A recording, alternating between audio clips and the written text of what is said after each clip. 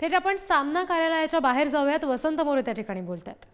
आपण बघतोय काँग्रेसकडून जवळपास निश्चित झाल्याचं समजलं होतं, त्या अनुषंगाने काही चर्चा आली आहे का? नाही, तसं मी माझा जो प्रस्ताव आहे, मी ज्या पद्धतीने विचार करतो तो मी राऊत साहेबांपुढे, पवार साहेबांपुढे आणि मोहनदादांपुढे, हे पुणे शहर काँग्रेसपुढे मी हा सगळा विषय मांडलेला आहे आणि मला वाटतं की एक योग्य सारासार विचार या सगळ्या गोष्टीचा होईल. लोकसभा निवडणूक लढवण्यावर ठाम आहात का? मी महाविकास आघाडीकडून समजा जर काही अनुकूल प्रतिसाद नाही मिळाला तरीही लोकसभा निवडणूक लढवणार. मी कालच्याला पण सांगितलं होतं की याच्यासाठी केला होता अट्टास.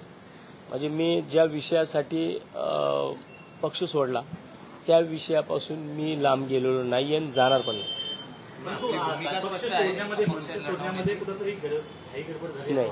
कारण ज्या प्रकारे तुम्ही इतर पक्षांशी आता बोलणी सुरू करताय की अगोदर पक्ष जे सुरुवातीला पक्षांनी बोलणी करायला पाहिजे होती ती मी आता करतोय. सध्या रवींद्र दंगेकरांना जो शब्द दिलाय महाविकास आघाडीनं, आता तुम्हाला वाटतंय का लोकसभेमध्ये तुमच्याकडे तो का येईल?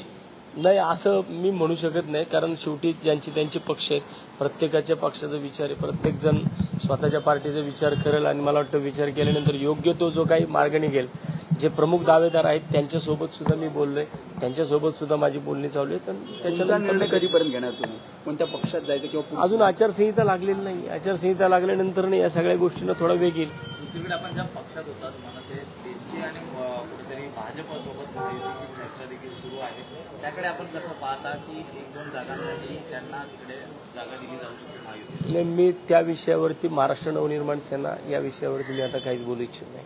त्यामुळे मला आता वाटतं की मी ज्या विषयासाठी पक्ष सोडलाय त्या विषयावरती मी आता काम करतोय आणि मला पुणे शहरामध्ये, पुणे शहराच्या, पुण्यातील नागरिकांसाठी मला पुणे लोकसभा लढायची आहे. पुणेकर ज्या त्रासातून जातात आहे, पुणेकरांचा पैसा ज्या पद्धतीने वायपट पद्धतीने वापरला जातोय, ज्या पद्धतीने पुण्यामध्ये एक हुकुमशाहीसारखं वातावरण 100 नगरसेवकांच्या माध्यमातून होतंय, त्याच्या विरोधात मी सध्या काम करतो.